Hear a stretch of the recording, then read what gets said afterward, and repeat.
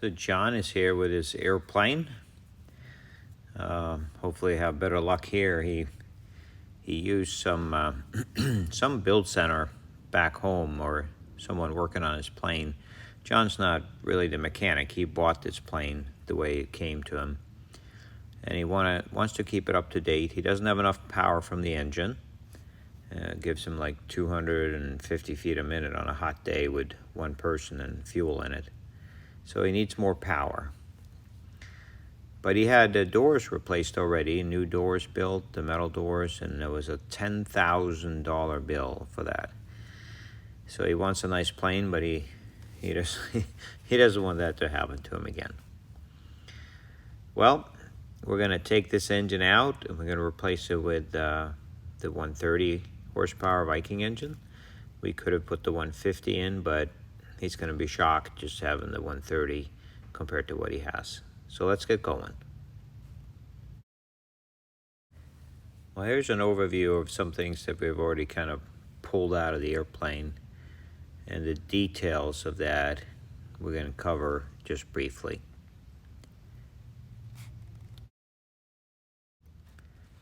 Having removed all these things last day, I'm going to say some things about, the things that I've learned in 30 years of doing this airplane, working on airplanes. And might sound negative.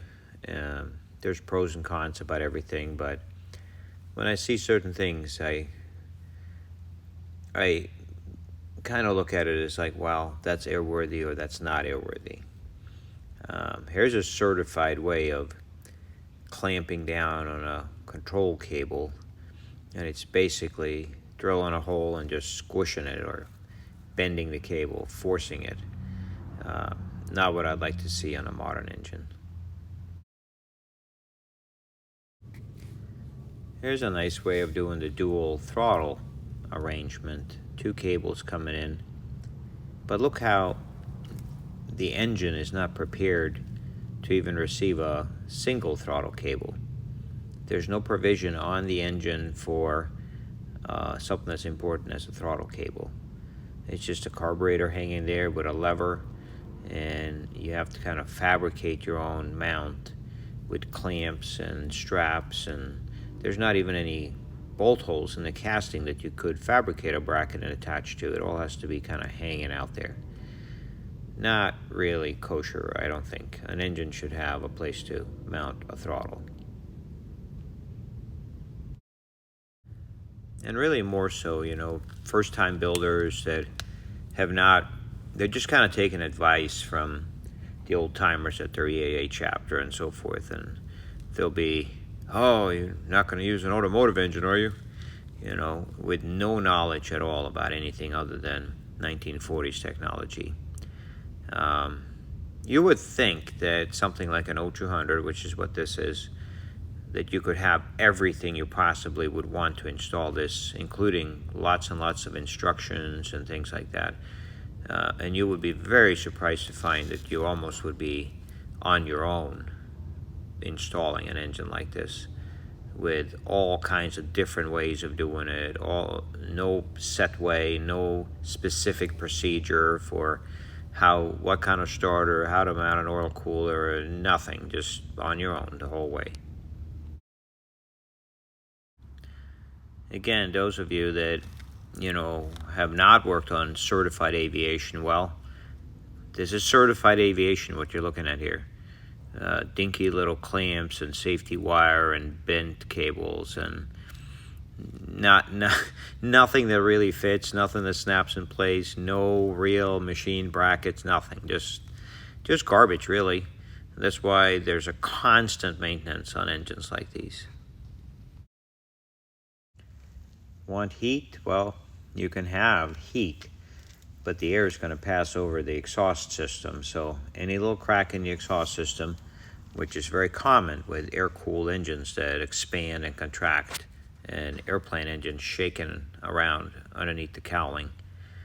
So you have to be prepared to monitor the poisonous gases from the exhaust that can get in through your heating system right into the cabin. Lots of people up through the years have died from this, and nothing's being done about it.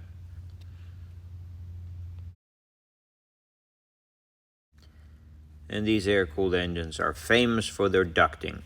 Silicone ducting that frays at the ends and needs to be replaced very frequently. They're used for ducting heater air to the cabin. They're used for getting fresh air to your avionics. They're used from the carburetor heat to the muff on the carburetor and the exhaust system. And there seems to be ducts running just everywhere in the engine compartment on these old air-cooled engines. Lots of little handles and push-pull cables inside a cockpit of an air-cooled engine. Here's the carburetor heat being removed. No need for that on a modern engine. You have to be careful with carburetor heat. It's one of those mysteries where your carburetor can freeze over if it's too cold or too hot, or actually somewhere in the middle, actually, like when it's not too cold and not too hot. So you don't really know when. So you just pull the carburetor heat on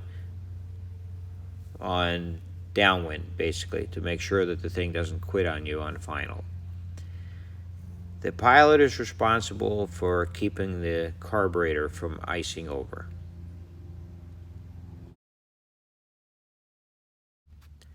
When we build a plane, we have rules that we kind of follow and try to anyhow. And of course, we can use our own logic too.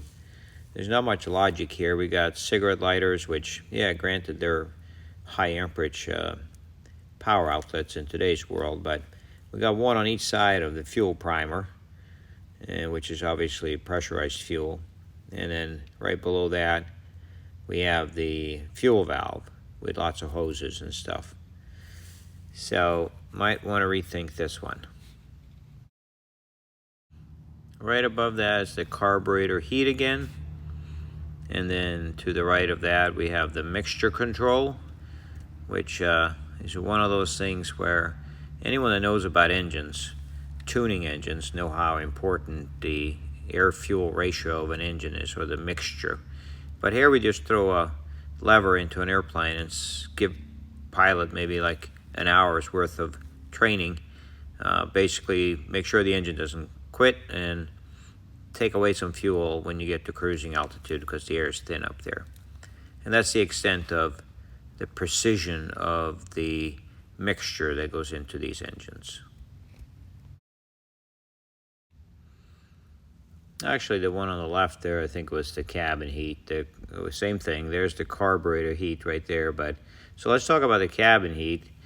Cabin heat, same thing. You know, it's like we said before, hot air going over an exhaust muff and then getting right into the cabin. So most pilots will put a little indicator that'll change color over time if there is poisonous gases getting in. But why not just get rid of it and use a liquid cooled engine like everything else in this world and have the comfort of true heat without the danger of carbon monoxide getting into the airplane. Ooh, the famous instrumentation engine monitor up on top here. Yep, more for the pilot to do. Instead of just looking at a coolant temperature gauge, we have to look at the cylinder head temperature gauges, the EGT, exhaust gas temperature on all cylinders, and kind of make sense out of all that, and then use the mixture knob to balance the engine as we were flying instead of the computer or an ECU taking care of it in today's world. Even though this was a fairly good build, seems like there's always, throughout the airplane, could have had several more eyes looking at stuff. There are screws that were not tight. There are hose clamps that are eating into the rubber hoses. There's all kinds of trash everywhere that could have been vacuumed up a long time ago. You're not supposed to use Teflon tape on fuel systems. Plenty of airplanes have had accidents like that. And yeah, just okay workmanship, but not great. Here's something we talked about the other day. Look at this, the different spacing between a nose wheel, and clearly a welded nose wheel and a bent aluminum gear can have a gap, because there's no way to really make that super precise, nor is it necessary. There's a picture that was so long, the video editing just didn't really want to lay it on the side. So here it is. Basically what it's showing is the radiator shroud that goes on the bottom of the airplane that houses the traditional radiator for the Viking powered airplanes. Now, what we drew on here is the fuel header tank sticking down into this without hitting the radiator. So we just kind of measured it all out and found out that we in fact could install a header tank in the front tunnel and not have it stick up very much, so we could clear the rudder cables and everything with everything we needed to do. And let me explain why we did that on this airplane. When we started fitting engines to the Zenith airplanes, a lot of them were new airplanes. And what has happened during the last few years is that we're now getting an equal amount of orders for our engines, for people wanting to replace Corvair engines, Jabiru engines, Rotax engines, Lycoming engines, Continental engines, whatever reasoning, it's up to them. I'm just saying that that's what we're getting. We're getting lots of rework stuff. So when you build your airplane, it's easy to put a header tank in the back and all this kind of stuff, maybe even batteries, and running your power cables and all that stuff. It's easy because the airplane's new, and so forth and so on. Now, when I get an airplane like this in, I got this in a few days ago, I see that we have a nice fat 3/8 fuel line from each wing all the way up to the center console. Very straightforward, one from the left wing, one from the right wing. So we got lots of fuel capacity draining into the center console where the fuel valve is originally.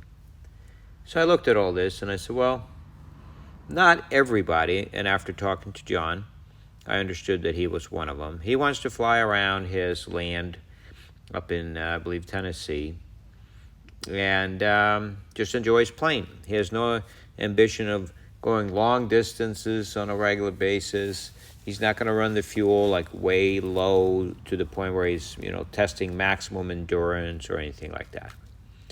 So I said to myself, let me see if our little mini header tank can fit right up in here in the center console. And sure it did, and this could be an excellent opportunity for people that want to retrofit without having to go through the whole airplane to be able to do so. So I'm going to show, as we complete this build, how easy it was to install this tank up front there. And then the customer can make up their own mind about which way they want to do it. Here I am prepping some of the items that were already installed. Looks like it has an MGL engine monitor, so we can use all that. We don't need all the EGT, CHTs. In fact, we don't use them, so that'll simplify things. But here's our red cube that it's referred to, and it's the fuel flow transducer. So we're just cleaning up the wiring, getting rid of the garden hose clamps and all that kind of stuff, and we're going to reuse it once we get to that point. And again, I recognize this UMA fuel pressure transducer, and we're going to clean up some of that excess wiring and get rid of the Teflon tape, check it all out, and reuse it. The mixture cable and this little boost pump we will not use. So I removed one of the two side covers on the center console pieces, the Zenith's console, the standard one. And yeah, plenty of room, even though there was already, there's brake lines and pedal tube lines and angle of attack lines and wiring and two giant 3/8 fuel hoses and all this kind of stuff. On the left you can see the fuel hoses. I've got those clamped off so I can work and bent out of the way. And yeah, I just cut a little hole in the floor there. It's in between all the structural L angles and everything. And the header tank will then stick down through there just enough that we can have a drain underneath the airplane, and we can have it low enough that we clear below the rudder cables. And also underneath the floor, the tank is hidden because it's inside the radiator shroud, and it is not going down so far that it will hit the radiator shroud. So all this stuff is what we laid out on that piece of metal I showed you earlier.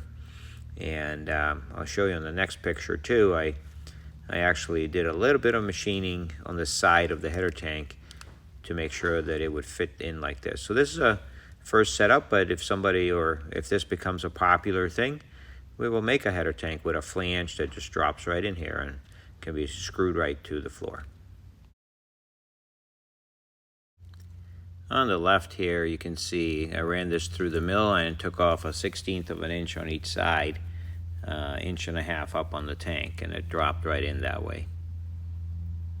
Now, here you see the actual tank laying sideways, and here it is installed, and I'm trial fitting fuel pumps, make sure we can change pumps in place, and it was no problem.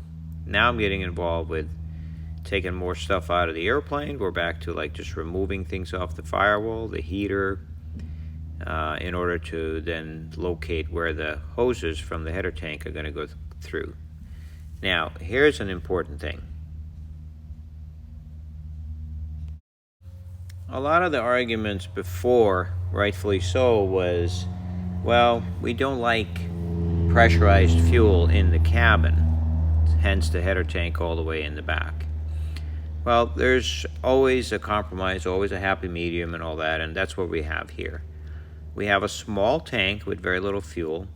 It is in the center console, which can be taken to any level as far as sealing it off from the cabin and all that kind of stuff.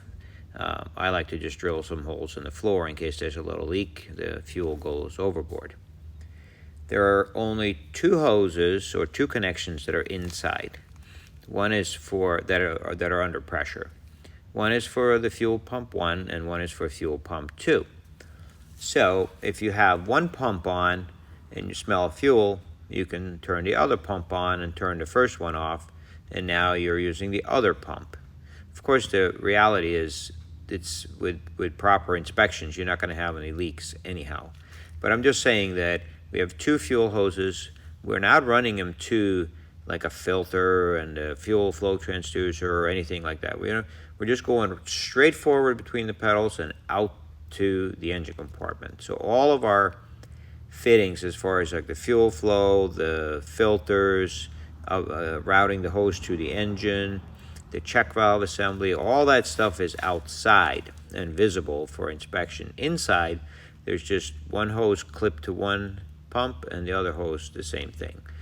So, obviously also it's very easy to inspect because it's right in the center console there. So I think that the ease of installation and the very localized area where the fuel can be, and an airplane that's already configured with fuel lines up to that point, it's an alternative that's worth considering.